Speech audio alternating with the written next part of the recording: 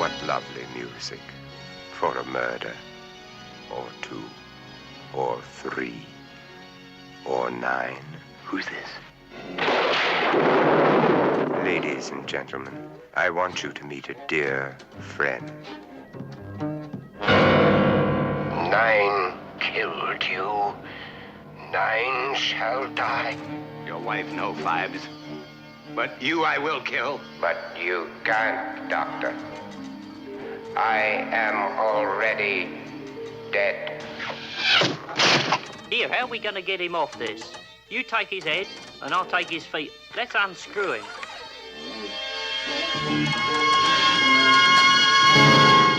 Dr. Phibes, who samples the finer things of life in his own inimitable way, and experiments with fascinating instruments of death.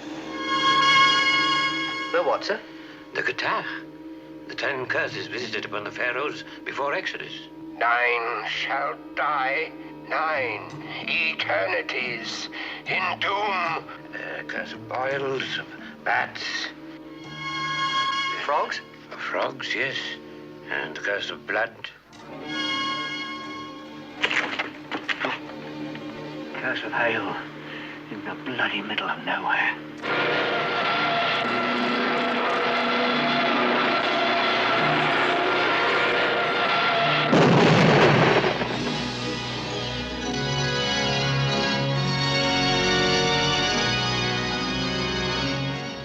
Are you ready for Dr. Phibes?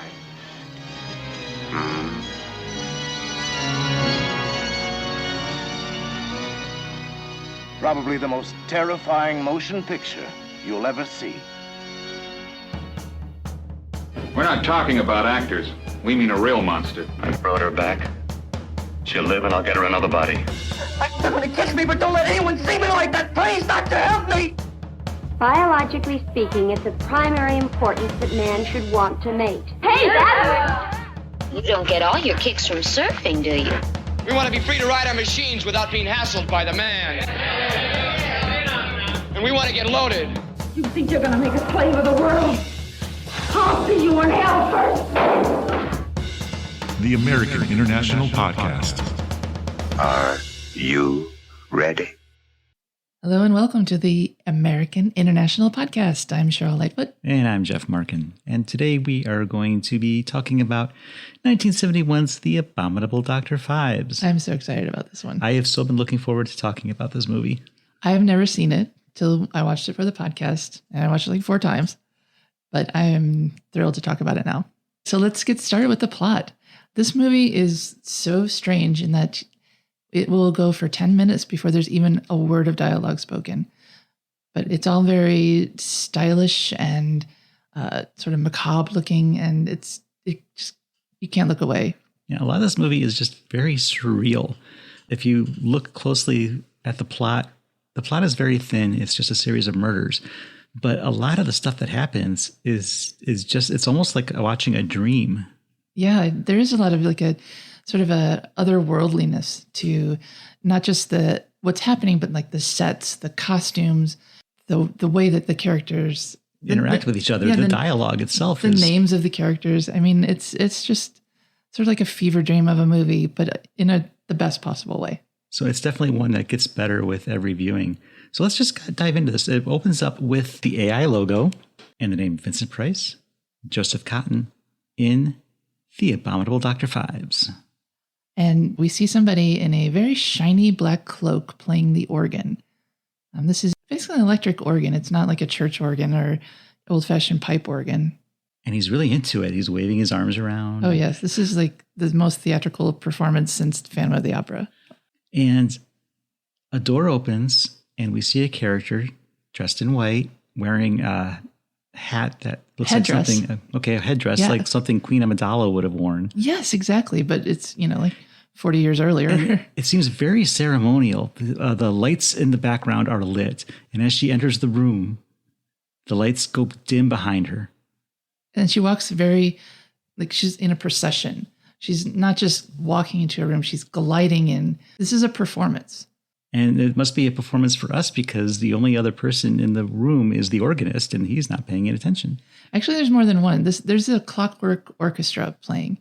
And it's obviously men dressed up in costumes, but they have a very particular inhuman-looking mask that they wear. They look like children's dolls playing, orchestra instruments. They have, very like robotic movements as they play.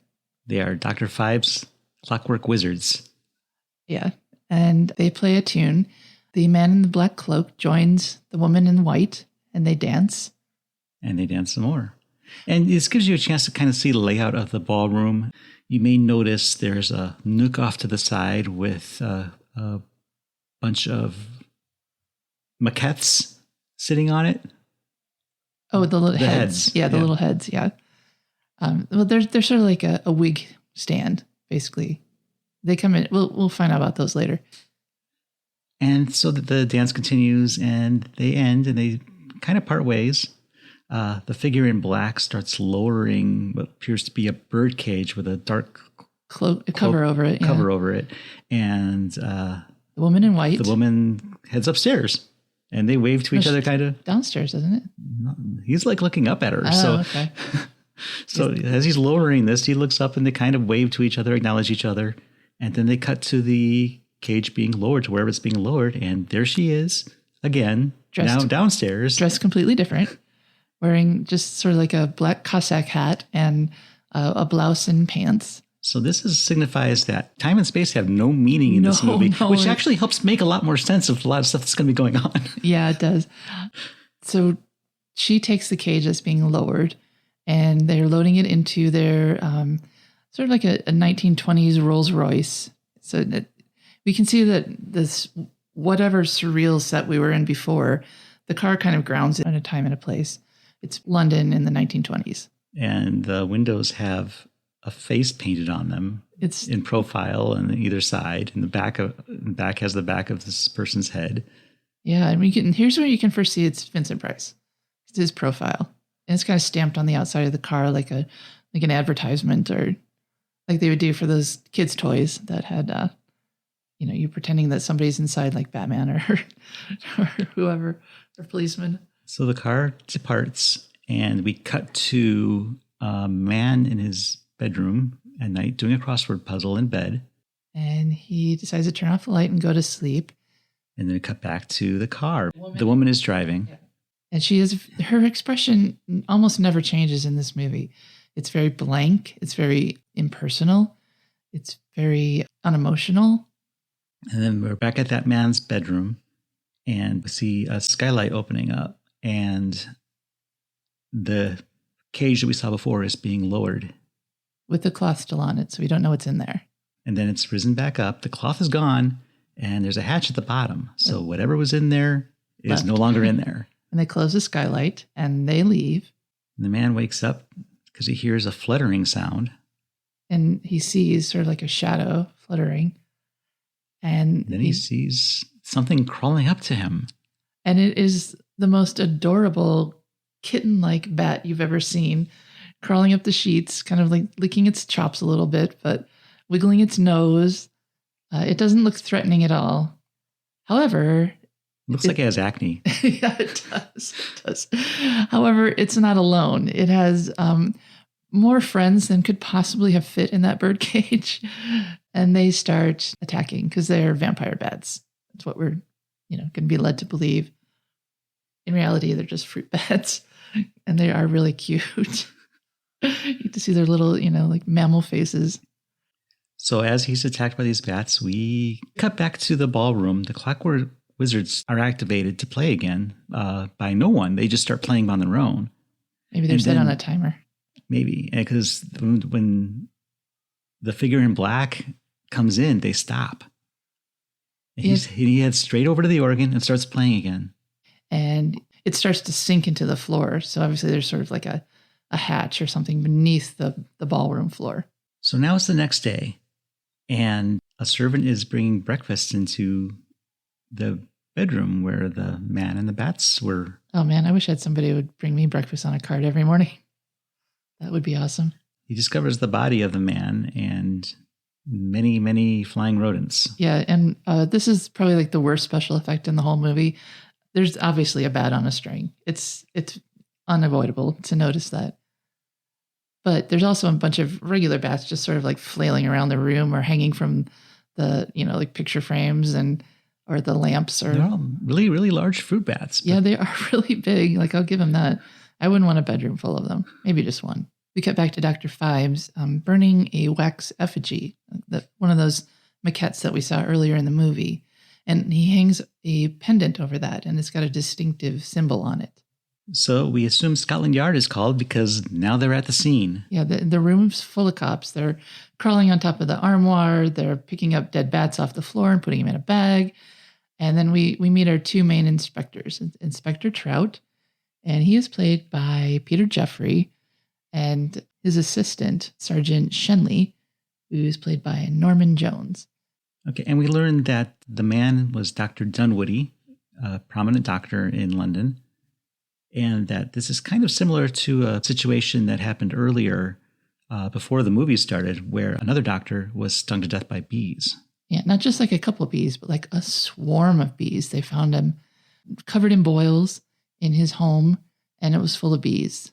And Inspector Trout's kind of wondering, like, is that a coincidence or is this connected? So back at the Phibes mansion, I'm going to assume it's a mansion. Dr. Phibes puts his face on, literally. It's not just his face, but he has a wig. He has fake sideburns that he has to apply. There's an ear sitting on the table. On the table is a jar of Cremine makeup remover. When we say literally putting his face on, I mean, it's being applied to whatever is on his head. And he heads back to the organ. And then we cut away to some type of a costume ball. Yes, this is a fancy dress ball. People are in masks. And there's another doctor there. Dr. Hargraves. He's a head shrinker. Which he takes pains to point out. And it is kind of ironically important. And he's assisted by a man in a mask who we all recognize as Vincent Price at this point. Yeah. So that must be Dr. Phibes. Right. But somehow the man didn't know it was a fancy dress party and then he needed a mask. But thank goodness this man is here with a spare frog mask to help him out. He puts it on his head for him. And helps him with the clasp. Yeah. And then the doctor says, now point me towards the ladies. So he helpfully does. He gives him a shove. And the catch on the mask, we see it click into place. And then we hear it sort of like start tick, tick, ticking as it gets tighter and tighter. Dr. Hargraves starts heading up the stairs, but he seems in distress. Yeah, he's sort of holding his big frog head, wobbling side to side. And he's stumbling on the stairs, and they do a point of view shot, and it just kind of fades to red. Yeah, all he sees is red. And he takes a header down the stairs, and everybody helpfully gets out of his way. He starts tumbling, and then he kind of like stops and turns and starts falling in the other direction, so he can land. Yeah, so I guess he wanted to have a better camera angle or something. No, I can't look like this. It's not dignified. But yeah, and then everybody at the bottom of the stairs just sort of like gives him a wide berth, and nobody offers to help him at all. But that was sort of the intention. So this is a cue to melt another wax head. Yes. So I guess we assume that either Phibes jumped through time and space, or it's just off screen. We did as an audience to get back to his abode and see him. Time has no meaning. Don't worry about it. Okay, so we're back at Scotland Yard. There's another doctor dead. And the cop, Inspector Trout, is... That's three now. Inspector Trout, who's basically the hero of this movie, is trying to convince his boss, Crow, played by Derek Godfrey, that there might be a connection here, but Crow does not want to hear any of this. He's very brusque. He's very, we got to keep this out of the press. This could be my job. Just solve the murders. He doesn't want to hear any of this. It's very standard setup where, like one detective has a bright idea, but the system just won't, acknowledge that it could be something other than just random coincidence. And because he suspects that this is a pattern, he kind of wants to keep it on the press and keep it quiet. Now, what's interesting to me is that he sees this as a pattern because except for there being three doctors, there's not a whole lot in common. But there's three animal things too. There's There's bees. You can argue it was bats, and then there's it was frog. It was a frog mask. Is that really frogs? I mean, that's pushing it. Okay, but to me that does. You have to be looking for patterns to see this as a pattern. I think you acknowledge the fact that this is happening, and that there's this sort of animal theme.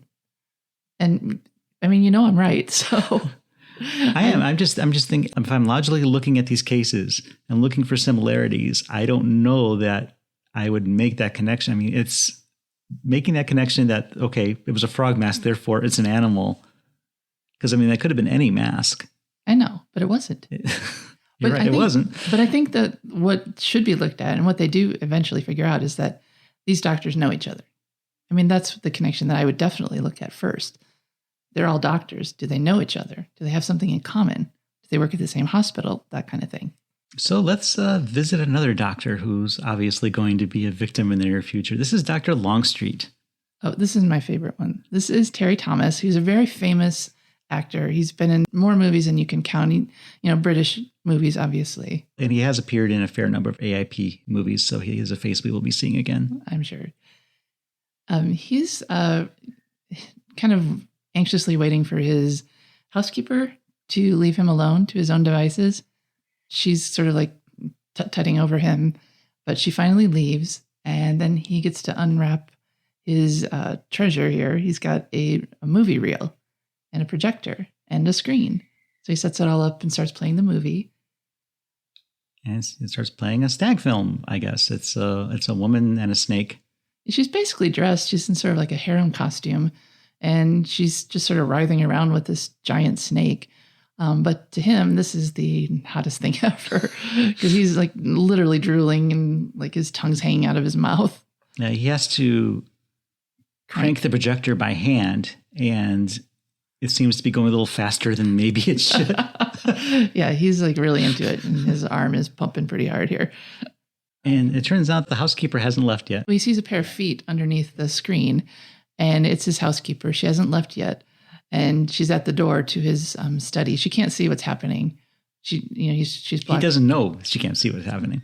Well, no, the movie screen's in front of her, so she can't see the movie, but she sees that he's standing in the dark with that thing, and he says that's a draft excluder basically for the door, and she kind of gives him the side eye and gives him a tray of dinner and takes off. So he goes back to watching his naughty film. And then the mysterious woman enters. And he's kind of excited about this. This is sort of like it's an intruder, but it's a hot one. So he's thinking that, well, maybe he just wished her into existence or something. There's a beautiful woman now taking the projector crank out of his hand, seating him down. He has manifested her. Right, exactly. I mean, if you wish hard enough, guys, she will open the door. She sits him down. Does she tie him down? Or she must, because then he's so distracted by looking at her that he doesn't quite see Dr. Phibes coming in behind her. And he's got the bloodletting equipment. He's very non-reactive here. He's sort of like agog, like, oh, this woman I manifested into existence is now tying me to a chair. Oh, wait, somebody's going to stick a needle in my arm. Yeah, he doesn't have a whole lot of reaction other than, wait, what? What's going on? I mean, he's confused, but he's not really questioning it. Right. But he does eventually get tied down to the chair, and they put the needle in his arm, and out comes his syrupy red blood. And while this is going on, we cut back to the Scotland Yard inspectors, and they do find a pattern that all these doctors have worked with and for a Dr. Vesalius. Joseph Cotten. So they go to pay Dr. Vesalius a visit.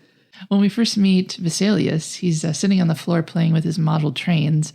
He's kind of annoyed at the inspectors who are, getting in the way of his toy train time, standing on his pliers and keeping him from putting the track together.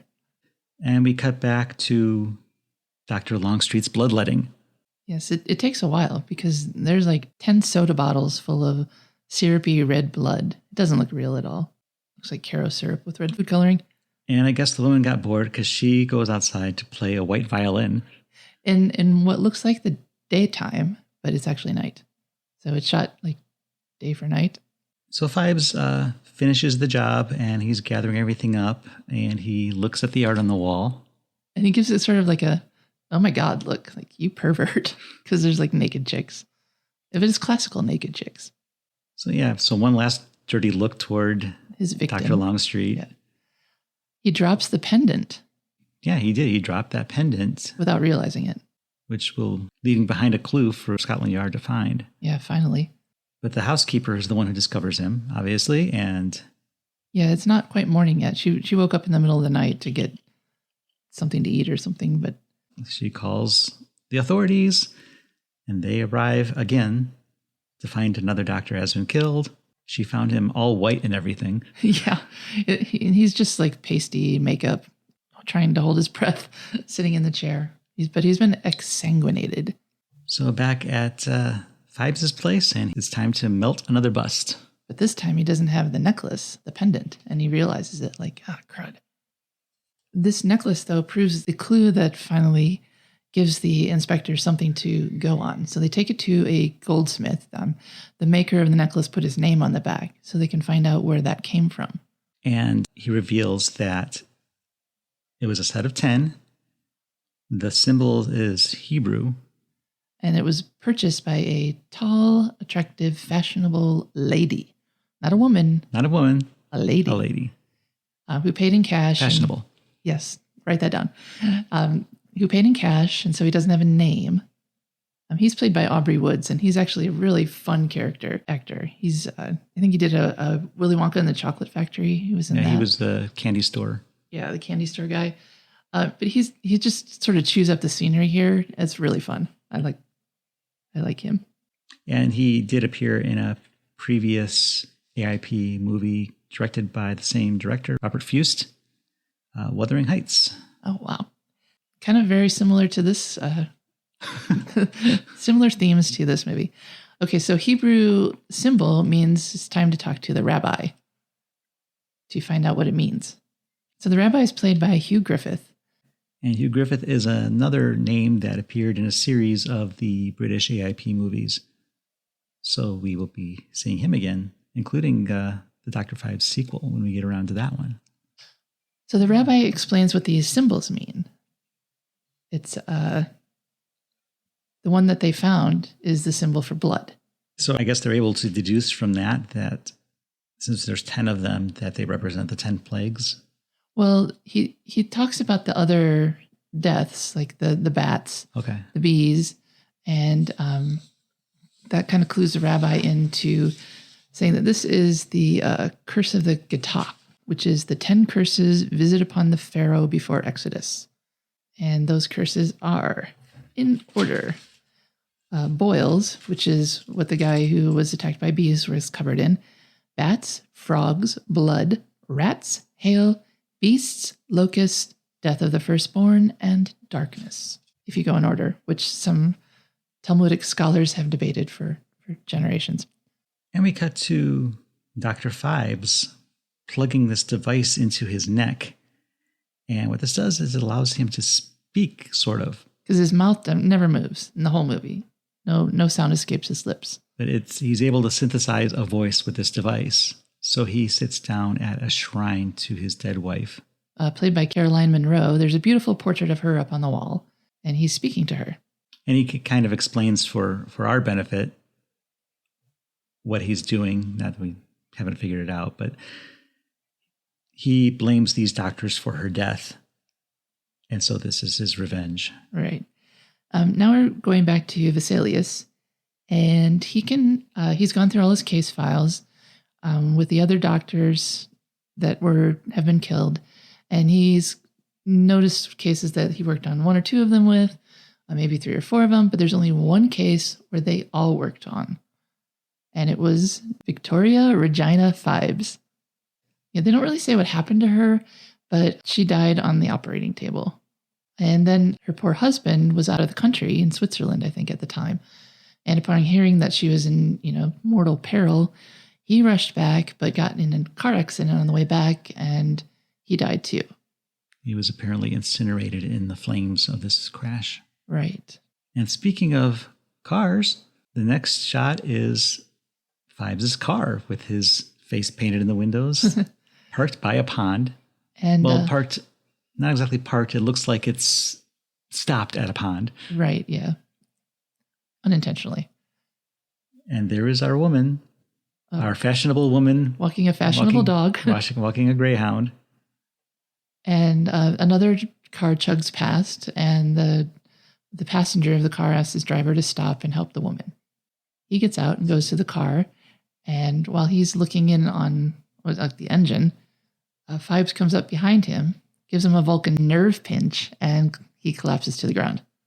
Then Phibes grabs some sort of a contraption from the back of the car, and the woman grabs a statue of a girl.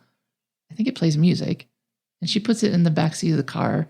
And the guy in the backseat of the car, it's strange because he doesn't even notice her until she sets this down. Yeah, he's looking out the other window. She comes in from the opposite direction, sets down the statue. He kind of looks at her, gives her a quizzical look. And he's hypnotized by this because he's just staring at it. And then Dr. Phibes comes to the car, but he doesn't even look up. Right, yeah, he has no reaction whatsoever, which is his downfall here. So Dr. Phibes sets up this contraption. Shuts the door. And shuts the door. And that's it. So now that the cops know every doctor that worked on that case, they're going to try and put them in protective custody. And they've also found out that Phibes' entire estate, after he died and his wife died, was taken out by some woman, a fashionable, attractive woman, according to one of the police.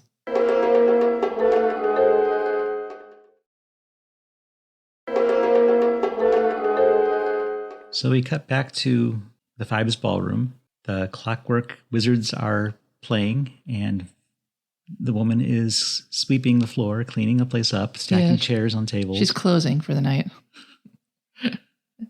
And she stops for a cigarette. It sounds like nothing happened, but it's just so stylish. It's so artistic. It's just beautiful watching this take place. It's so strange because they have these cutaways where nothing really happens, but it keeps you in the visual world. Yeah. It keeps you in, sort of this headspace where everything is so arty and attractive and you don't even question it while you're watching it. It's when you go back and try to think about it, like, well, that's WTF. That was pointless. So the inspectors have discovered the car sitting at the side of the road. The beat cop opens the door to show Inspector Trout this very strange murder scene. It turns out the passenger was Dr. Hedgepath, one of the doctors. On Victoria's case, yeah. And they obviously hadn't gotten around to putting him into protective custody yet. No. And it's the driver is still sitting on the road, and they're kind of just stepping over him and ignoring him. Yeah. I don't know if he's supposed to be dead or just unconscious, and they're just leaving him for later. It doesn't matter. It doesn't matter because he's not a doctor, so he doesn't matter. No. So the inspector reaches in and pulls a handful of ice out of the car. I guess it was a hail machine that killed Dr. Hargraves. That's a very strange way to die. And so that's the fifth curse. The fourth during the course of the movie, but the fifth curse. Right. So we're halfway there. Actually, we're beyond halfway there because there's only 8 doctors and a nurse. So we cut to Dr. Vesalius' home, and we meet his son, Lem. Played by Sean Burry. He's a young lad. And the two of them are playing chess. Vesalius is really distracted, but the son gives him a clue here about a piece of music. The son mentions all these great organists because somebody knew him. Right. And one of the names that comes up is Phibes. But Phibes is supposed to be dead. He's supposed to have died in that car crash. So the inspectors from Scotland Yard decide to go to the cemetery and check out his tomb. Right. His and his wife's. The groundskeeper lets him in reluctantly. So as they're walking there, they're discussing his history. We found out he had a degree in music from Germany and a PhD in theology at the Sorbonne in Paris. This will come in handy later. So we cut back to the ballroom, and it's another ceremony in progress. Phibes is at his organ. The woman is wearing an orange dress, and she goes up the stairs and hands Phibes sort of this synthetic-looking bouquet of flowers. They look like chrysanthemums. They're kind of fake-looking, and gaudy. He just takes them and looks at her. She does a little pose, her golden orange outfit. And then we cut back to the inspectors in Dr. Phibes' tomb. At the Highgate Cemetery. And they pop the top of Phibes' tomb, and inside is a casket of ashes. Which could be should be proof to anybody that Phibes is dead. Well, somebody's dead. Or maybe, it's just a box of ashes. It could be anything. Even though the groundskeeper says no one's visited the tomb, there's fresh roses on top of Victoria's sarcophagus. And the whole place stinks of formaldehyde. As they're opening the lid to Phibes' tomb, one of them comments on the smell. Is that the roses? It smells a lot more like formaldehyde. Yeah. Because those are pretty interchangeable. Well, after a certain point, yeah, sure. So they go to open up Victoria's tomb and find it empty. Yeah, no one's there. The cops surmise that maybe the box of ashes is the driver of the car that Phibes was in. Poor him. He's completely unmourned, unremarked, unmissed. Victoria died in 1921, just trivially speaking, but this is supposed to happen a few years after that. April 20th. Yeah. So this is supposed to be set in 1925. So Phibes has had some time to put this plan together. Phibes once again speaks to his wife, her shrine, saying that he plans to join her soon after all this revenge is over with. So we know that she's not in the tomb. He must have her somewhere. So Scotland Yard suspects, with good reason, that Dr. Phibes is behind this because they can't prove that he's dead at this point. But they don't know where he is. So the best thing to do is to try to determine who the next victim will be and protect him. So this is Dr. Kitai. Peter Gilmore plays Dr. Kitai, who is in his off time, he's a pilot. We see him going to the London Aeroplane Club to hop into his little biplane, which is being expected, but not very well, apparently. And nearby, we see Dr. Phibes and that woman. And Dr. Phibes is having a grand time being outside. He's got a daisy by his face, and he's almost smiling. And this is where you see typical Vincent Price, because he's kind of got that smirk and the twinkle in his eye. Yeah, he's so good in this. He's having fun. This is a good time for him. He lost his wife, but you got to keep living, right? He's got a telescope set up. He's with the woman, and they're it's almost like a picnicky type of atmosphere. I love the exteriors. The fact that they get away from all the sets and they go outside in this movie. Yeah, he seems so happy to be outside. He didn't seem as happy with the hail machine, but now that he's out in the open spaces and there's smile, flowers, but his eyes can smile. He does smile in this scene, right? So the cops are very belatedly trying to get Dr. Kitai before he does something that will get him killed. So one of the cops is chasing after him in a car as the plane takes off. Right, he's trailing the plane. I think the pilot sees him, but he doesn't care. It doesn't occur to him to stop and find out why he's being, possibly hailed by this vehicle. But then he probably regrets not slowing down, because as soon as he's in the air, he notices over his shoulder there's a cute little rat there. A little brown, red-eyed rat. And he's not alone. No, there are several rats in his plane. And they're hungry. Think snakes on a plane, but with rats. So they start eating pieces of stuff that we assume is Dr. Kitai. And the plane, too. I think they're, they're disabling the plane while they're distracting him. They're chewing on wires. They're eating him.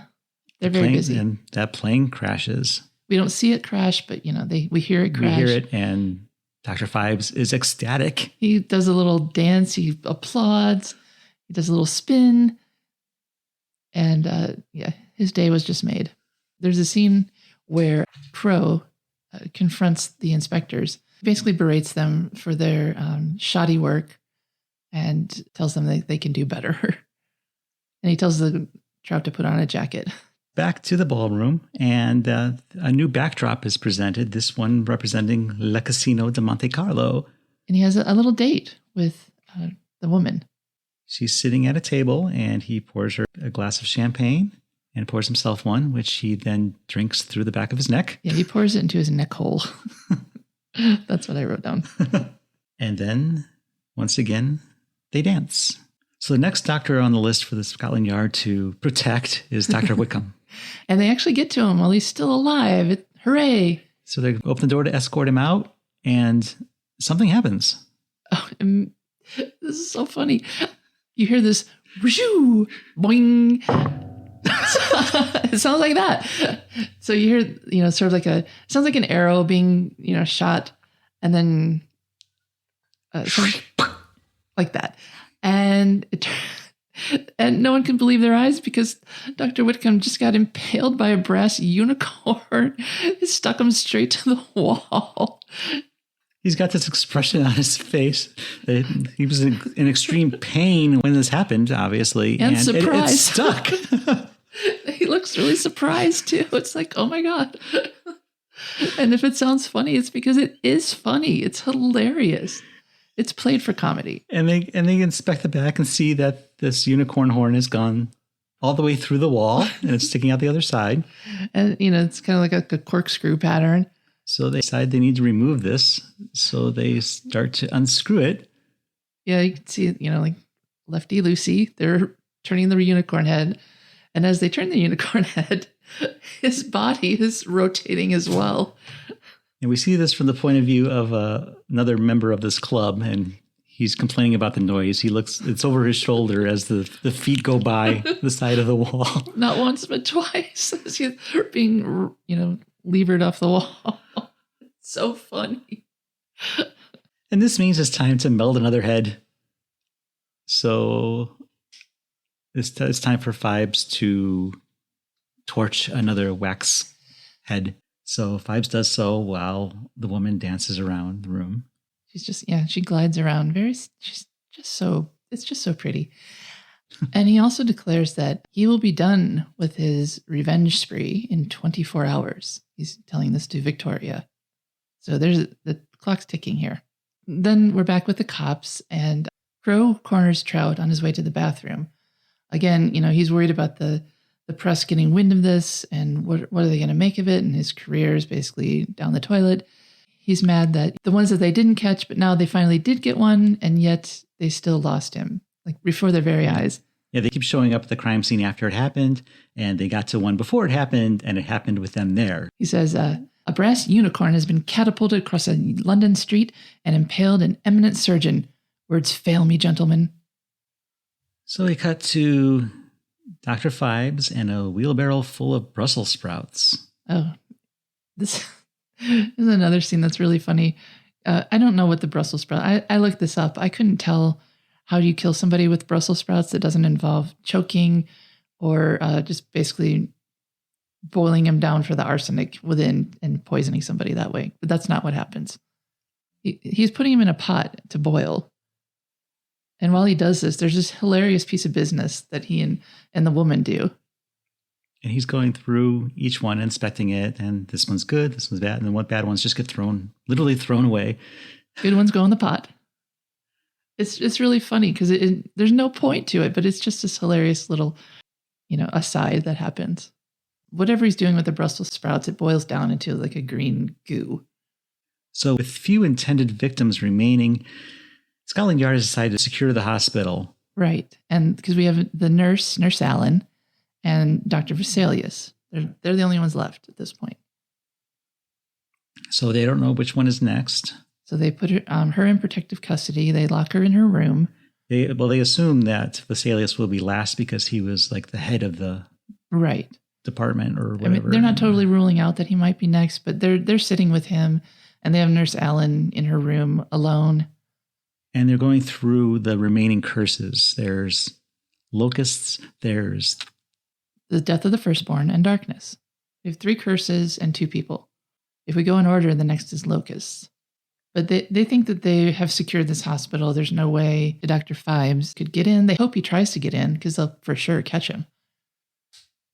But they totally miss that he's just standing there on the elevator with his back turned. Dr. Vesalius escorts her up the elevator to her room. Right. And there's another person on the elevator with his back to them, and we know who it is. This arouses no curiosity in them, however. Nurse Allen's afraid she can't sleep through this, impending doom. So they tell her to take a sedative, which is super smart. Then we see that Phibes has taken the elevator up to the next floor above.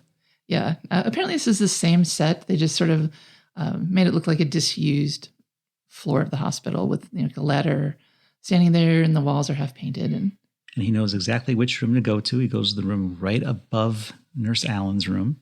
And just to be sure, he pulls out this long sheet of basically a naked woman, and he lays it down on the floor where... And I gave him a dirty look. He puts the head of the painted sheet where her head would be on the floor. On the bed below. Right. And takes out an auger and... Bores a hole through the floor over where her head should be. And sure enough, it is. Yep. And she must be asleep because he waves all the sawdust and wood fragments down, and they fall in her face, and it doesn't wake her up. So she's good to go. So he starts lowering this tubing down to this device that he wheeled in. Yeah, we forgot. He wheels in 2 huge vats of something. And starts pouring this green goo through it, which, hey, it must be Brussels sprout juice. Yeah. Hey, just fun fact, you can kill someone with Brussels sprouts if you concentrate them. So he pours the goo down, it coats her and covers her completely without waking her. So she's kind of got this, it looks like a shell of green goo on her head. So she obviously is not able to breathe. But still, that's not the end of it. That's not how he kills her, because it's not one of the curses. Because the curse is locusts. Yeah, there's no green goo curse. He's got locusts too. That's in the other vat. So he starts feeding those down the tube. They don't want to go. They're pretty reluctant, but it looks like those are real, right? Those are real locusts. Oh yeah, they're big. They're like big crickets. So we're back with Vesalius and the police, and they're talking about the remaining curses. Vesalius is confident that the firstborn doesn't apply to him because he has an older brother who passed away. Obviously, everyone watching has figured out by now he's got a son. So upon this realization, they decide to rush to Vesalius' home to protect the son. Protect Lem. But they are too late in true British police fashion. He's been kidnapped. The place has been kind of broken into, and there's no trace of Lem. So they decide they need to check on the nurse immediately. So they go into her room and find her skeletal remains. She's got a skull full of locusts. There's no skin. Her hair is now gray, gray patches of hair. And there are locusts everywhere. And boy, do they feel dumb. Why did they stay with her? They had a policeman outside the door. I mean, this guy is sneaky. They should have kept with her. This is just me. Well, he is sneaky because somehow he gets back because he's back home and melting another maquette. This is the only female. Yeah, she's wearing a nurse's the headdress that nurses wear. So you can tell it's a nurse, not just a woman. Yeah, but these cops, I know I'm armchair quarterbacking this. In hindsight is 2020 and all that, but man, did they foul up in every possible regard. So Phibes has another conversation with Victoria. He's talking to her, and then he goes back to the organ and phones Vesalius. This organ has set up with a dial telephone. And Dr. Phibes has invented phone wallpaper because he's got a little picture of Victoria on the dial. He's very innovative. I mean, he can kill people with Brussels sprouts, and he has a wallpaper phone. He calls Vesalius, and pounds on his organ. He just plays the organ music. It's not weird. He just pounds on it and makes noise. So Vesalius hangs up on him. You could say it's music. It's just, sort of atonal. It's threatening, but it doesn't tell him anything. Vesalius hangs up on him, and Phibes has to call back. We don't get to see him dial again. So. But this time he makes with the information. He's got a hostage, and he tells Vesalius what to do. So he tells Vesalius he needs to come to his home at Maldine Square. Yeah, alone. Don't bring the police. The police naturally want to come with to save his son. Yeah, if he wants to save his son. So we know the son's not dead yet. So Inspector Trout is there with him when he receives this call. So he starts putting a plan in motion to accompany Vesalius to Phibes' place. First, it's time for a glass of brandy. Yeah, they're in a rush, but still Trout has time to pour some brandy. I guess, to fortify himself. Vesalius pretends he needs to make a phone call, and Trout stands next to him. And he knocks Trout out with the phone. Vesalius clocks him with the giant phone. These, obviously, if you haven't seen an old-fashioned phone, these are really big. The handset is really huge. So Vesalius sets out to go save his son. While waiting for Vesalius to show up and for it to be midnight, Phibes is back at the organ. Another ceremony takes place. Vulnavia.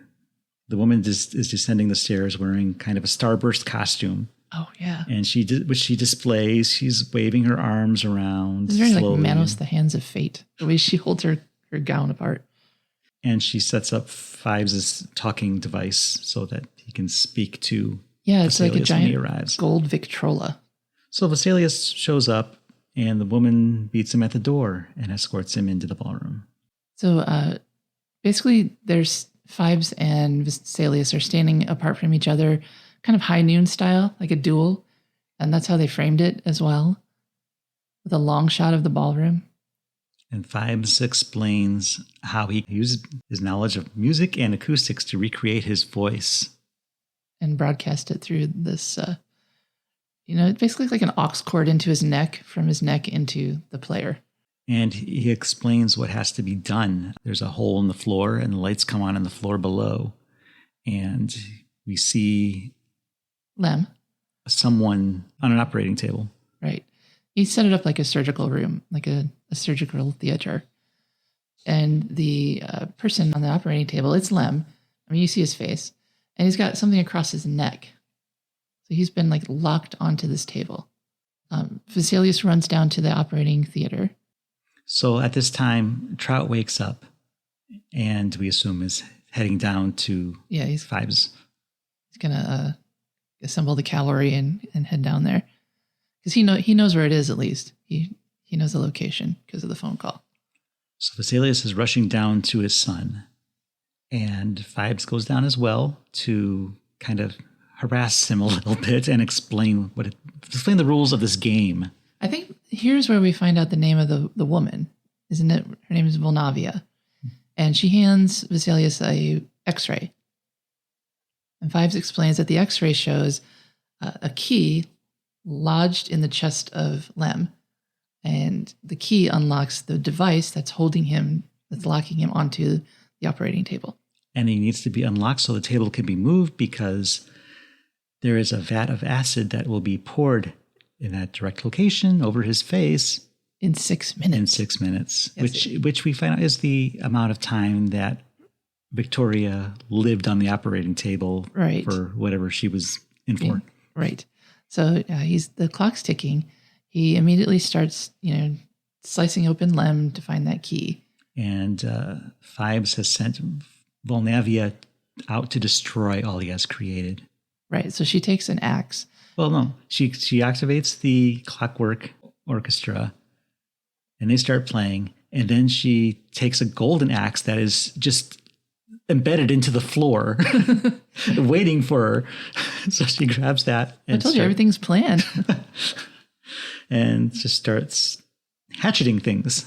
Right. She's hatcheting like the faces. So the Monte Carlo scene, it's like this Parisian boulevard, and she starts slashing at all the faces.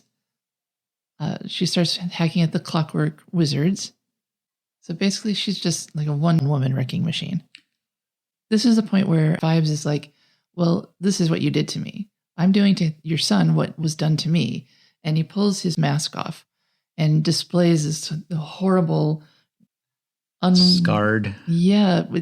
His jaw's exposed. He's hairless. He's scarred all over. It's just disgusting. And, that's what he wants for Lem. So Dr. Phibes has given Vesalius a chance that his wife was never given. She had no chance to live. Phibes is giving Vesalius a chance to save his son. I don't think he believes he's going to be successful, but he's giving him the opportunity. Maybe he does that because the son is really innocent in this. And, everybody else who dies was actually directly involved.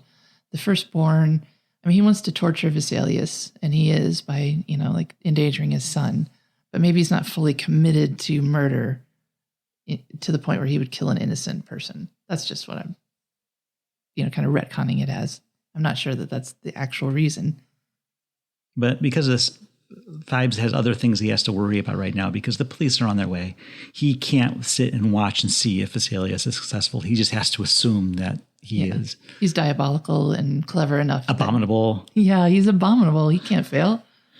So he goes back to his organ, starts playing it, and it descends into the floor. Right. The police arrive. And they find Vulnavia doing the wrecking of the room. They chase her down to the operating theater, where they find that Vesalius was successful and he has pushed his son out of the way of the acid. Move the gurney. So the cops back Vulnavia into the room, where she picks the most unfortunate place of all to stand. Just as the 6 minutes is up, the acid falls and Vulnavia screams. Yeah, it's the first sound she's uttered in the entire movie, and it's her death throes. So Vesalius is fine. The boy will be fine. The police have to go and find Dr. Phibes. Dr. Phibes is putting his face back on. He's putting his face back on. He puts on a nightgown, this satiny white gown. And the organ ascends back into the ballroom. But it's empty. While the police are there. But it's empty. So they say, well, it goes up, must go down. So they try to figure out how to send it back down. Yeah, they all stand on the platform, and they eventually figure it out. But in the meantime, Phibes has crawled into a coffin built for two, and next to him is the lovely, uncorrupted remains of Victoria. And next to her is a very large phone. Yeah, why is there a phone? I guess, you never know. It was like a very Victorian thing to be afraid of being buried alive. And they would rig up little bell systems, just in case that if you woke up in a coffin and you just pulled the bell pull and somebody would come to your rescue. So maybe that's it. I don't know. It's convenient just to have a phone next to your bed. That's probably where he slept at night. Oh yeah, maybe. So, but it was on her side, which I don't know how convenient that would have been. Excuse me, pardon me. And so there's a lid to this bed, tomb, whatever it is, and it closes just as the inspectors from Scotland Yard are descending on the organ. Wait. He's taking, replacing his own blood with embalming fluid. So you see this scene where there's all these tubes and there's a bunch of mustardy colored bottles of embalming fluid. And then you see his blood coming out. So he's being, swapping blood for embalming fluid as he goes under. And the lid closes. The top of the coffin's really interesting. I think it's meaningful, but I don't know what it means. And the lid closes just as the organ descends, and the inspectors from Scotland Yard and Vesalius just miss seeing all this. Right. But they see the lid, which is, it's like an eclipse scene. So we see the sun, the moon blocking the light of the sun, and then the earth. And it's very, stylish, but I don't know what it means. And they don't. It's funny that they turn their heads left, right. Guess he's not here. Oh, well, I wonder when that curse of darkness is going to happen. And the credits come up as Over the Rainbow plays. Yeah, Over the Rainbow, not written till several years after this movie is set, but who cares? And that is the Abominable Dr. Phibes. So interestingly, in the credits, they break it down into the role they played in the film. And there's 5 different categories. So we have the protagonists, the girl, the victims, the law, and interested parties. And then after the credits run, we hear Vincent Price's or Dr. Phibes cackle. So will there be a sequel? Of course there will. This one made a decent amount of money, and they were hoping to turn it into a franchise. That unfortunately never came to be. Because it was the series is written. There's many, many entries into the written world of Dr. Phibes. There's a lot of books based on Dr. Phibes, basically, they could have drawn from.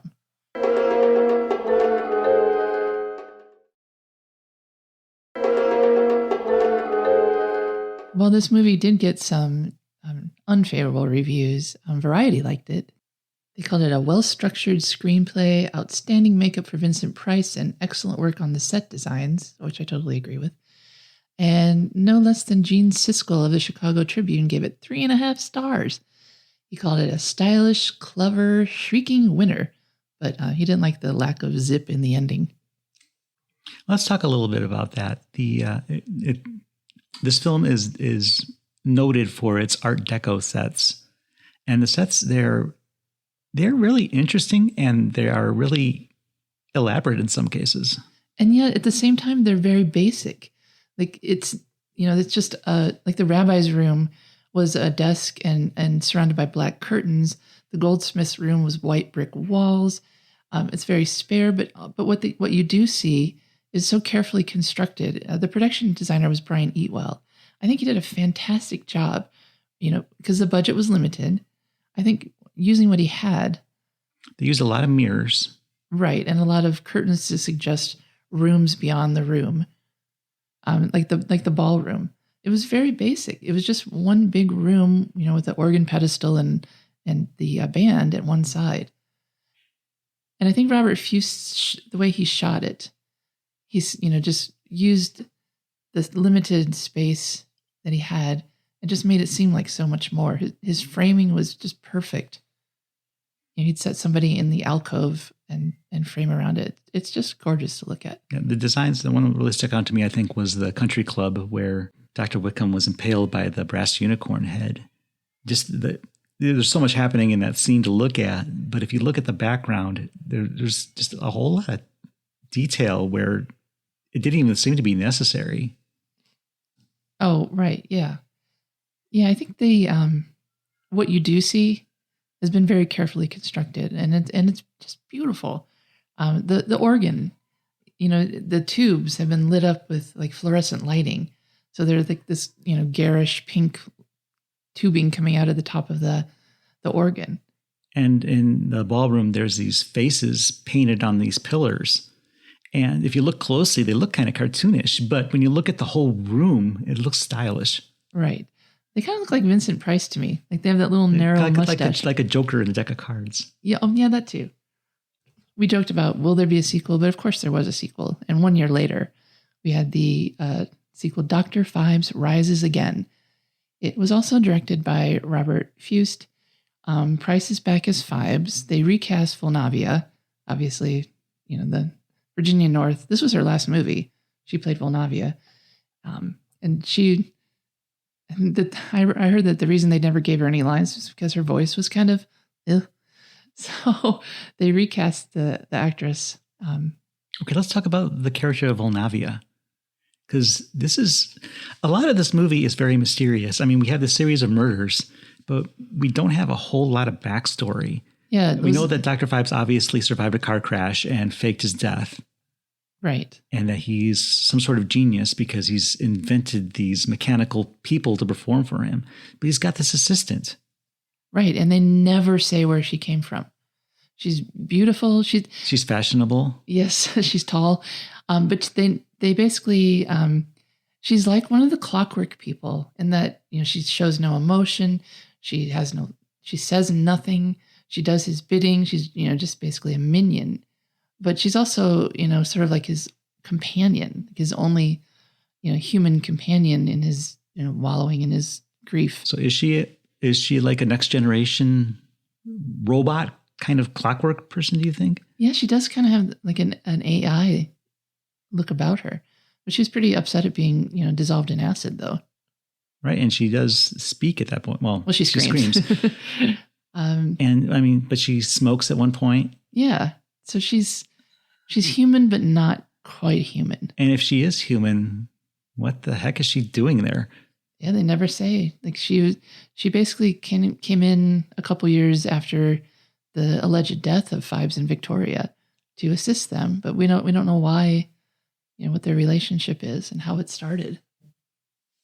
And why she is so unfailingly dedicated to him. I don't know. She's just, he's a man with a mission and she's totally bought into it. Or she has no choice because she's not actually a thinking human with agency. We talked about some of the funnier bits in this movie, but there's a lot that we didn't even mention. A recurring joke is that people keep on referring to Inspector Trout as Inspector Pike. Right, or some other fish names. They don't get the names right. They keep mispronouncing Phibes. They call it Phibes. And they don't know how to pronounce Kitai either. I can't do it either. Because it's Ketaj. They want to say Kitaj or... It's Kitai. Kitai. Kitai. Kitai. Kitar. But if you find yourself laughing, this is like a great example of a horror comedy. Because it's not played for laughs, but there's just enough going on that will make you chuckle. And it feels very British. Yes, there's a lot of, the stiff upper lip, the, kowtowing to authority. And so taking all this into account, it kind of amazes me that this was as successful as it was domestically. Well, I think they originally, like the artwork kind of scared people off, so they changed their marketing for it. When this movie came out, it wasn't an instant success because when they first started marketing the movie, the tagline was a picture of Phibes with his mask off. And the tagline was, "Love means never having to say you're ugly." And the public didn't really know what to make of that. So they changed the marketing. And this is the new tagline.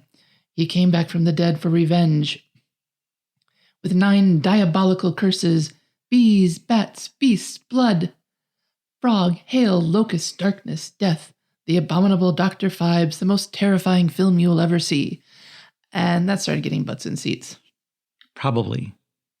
Well, most terrifying film you'll ever see. They don't guarantee that. That's marketing for you, though. They can't say, if they said what actually was happening, you'd never go see anything. You'd never see anything if it wasn't for suggestive marketing. Yeah, this movie is too funny to be really terrifying, but it's so amusing and so much fun. And it's a good time. And the film was not highly regarded by American International Pictures office until it became a box office hit. So obviously it did become a hit. Well, this came out at a time when AIP was almost falling apart. James Nicholson was, I think, in the midst of his divorce and leaving the company. And when he divorced, his wife got half of his stock, which means that he was no longer a half owner in the company. Arkoff still was, but he was now like a quarter owner. And he's jilted ex-wife was the other quarter owner. That doesn't bode well. It was originally not called The Abominable Dr. Phibes. That was sort of like a later tack on that American International Pictures wanted. As Robert Fuest remembers it, it was The Revenge of Dr. Phibes, but AIP really wanted to, amp up the excitement by calling it The Abominable Dr. Phibes. And the trailer itself just says Dr. Phibes, so it must have been put together when the title was in transition and they weren't sure what to call it. Right. And the trailer actually includes scenes that weren't in the movie. Dialogue isn't in the movie. With dialogue that wasn't in the movie, specifically the unicorn scene where the cops have Cockney accents, not the standard London accent that Inspector Trout and his crew had. So, Jeff, what did you how would you rate this movie on our AIP system? With A being awesome, I being intermediate, and P being pathetic. This is an obvious awesome. This is an A all the way. I wish I could give it a higher. It's such a weird movie. I mean, I can't imagine. I don't remember the first time I watched this and what I thought, but it's so surreal, the whole thing. I probably wasn't ready for it at the age that I saw it. And it's something, it's the kind of movie where every time I watch it, there's something new to pick up. And I watched it 3 or 4 times in preparation for this episode. And every time there was just more and more to see and more to talk about. Right, because there's those touches that they don't call a lot of attention to. There's not a big, comedy arrow pointing at, this little bit of stage business that's funny. But you do pick that up when, like the first time I was writing notes and didn't catch it. But the second time, it's like just that look that Vincent Price gives the naughty pictures in Terry Thomas's, study. It's so funny. I didn't notice it at first, but the second time going back, you see these little touches that are just genius. Yeah, I would definitely give it an A as well. I just enjoyed the heck out of this movie. Every single time I watched it, it was better than the last. Watched it a couple times with commentary to kind of learn more about the production. But even so, just the visuals themselves are so striking and just so gorgeous that from that standpoint alone, it's a work of art. And every time they have a cutaway to Dr. Phibes and how he spends his time at home, and it's I call it ceremonial, where they're at the organ or they're dancing or just something happening, and it doesn't mean anything, and it's just a visual thing for you as an audience member to look at. A visual feast. And it's a cutaway. It's just to have something in between the business at Scotland Yard. Adds nothing to the plot. It doesn't move the plot forward at all. But this is just his off time, which, considering how many kills he gets off in a week, he doesn't have a lot of off time. He seems to have plenty of off time. Because he controls time and space. Yeah. He's a time lord. But those little bits, they don't make any sense. I don't know what I want to say, but I want to talk about them more. They don't make any sense, but they are basically the reason to watch this movie. It's just everything that Price brings, himself as an actor, the way he embodies his character, all the artistic touches, the way the directors handled this material. He actually rewrote, most of the screenplay. So this really is his baby.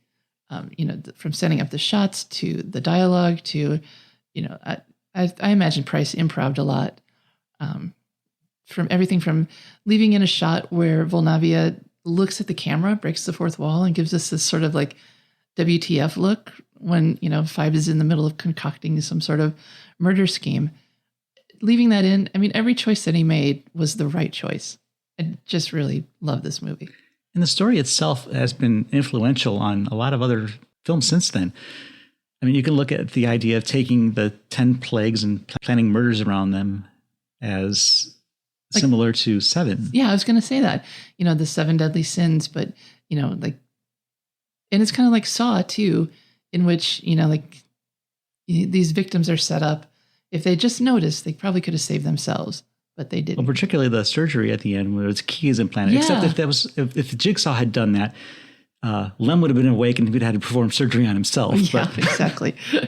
They take it too far. But yeah, it's like that same, sort of theatrical murder. It's not just, a slash and a kill and then move on with your day. There's so much setup. There's so much planning. There's so many things that could go wrong, but they don't. And there's so many ways the police could have, gotten in ahead of Dr. Phibes, but they didn't. Yeah, they're terrible. But yeah, it's just sort of this, grand guignol, Baroque, theatrical murder that makes it more fun. It makes it less, that's why it's not really that terrifying, because, it's set up as, it's not just like a coming out of nowhere stab in the heart. You see it coming. Well, but that once you figure out what he's doing, he's using the 10 plagues. So you're like, okay, he's done the bats, he's done the frogs. How's he going to do the locusts? Yeah. How's he going to do the darkness? How are rats going to come into play? And so you're anticipating this. You're looking forward to it, and you're rooting for him, even though he's listed as one of the protagonists in the film. Yeah, well, he is. He's an antagonist, but he doesn't really have a case. He has no justification for killing doctors who tried to save his wife. But it's so fun to watch. You just want him to, you want the police to fail. Especially when they do it so hilariously. And the ending of this movie, except for the doctors who didn't make it, it has a pretty happy ending for everybody. Right. Vesalius has saved his son, so he's happy. The inspectors saved Vesalius and his son, so they're happy. Case closed. And Phibes died believing that he tortured Vesalius and his son died. Yeah. And he rejoins his wife. And he rejoins his wife in the darkness, as fulfilling the 10 plagues. Right. So he's happy at the end. Right. Yeah. He goes to thinks he his won. grave with a smile, and he gets to lay next to his beautiful, preserved wife. Forever. All eternity. The end. So yeah, we both love this movie. And I haven't seen the sequel. I've seen this one countless times now, but I've never seen Dr. Phibes Rises again for some reason. So we'll revisit that. So we'll have to look at that in a future episode, because I'm looking forward to seeing it. Yeah, me too. And a lot of the characters come back as, like Terry Thomas returns, even though he, was exsanguinated in this movie. He will come back as a different character, as do some of the other actors. So I'm looking forward to see how that plays out. All right, I think that about wraps it up. Yeah, until next time, I'm Jeff. I'm Cheryl. And we'll meet you at the drive-in. Follow the American International Podcast on Instagram, Twitter, and Letterboxd at AIP_pod and on Facebook at facebook.com/American International Podcast. The American International Podcast is produced and edited by Jeff Markin. A man whose mind is distorted by hatred. And Cheryl Lightfoot. A girl hungry for too many things.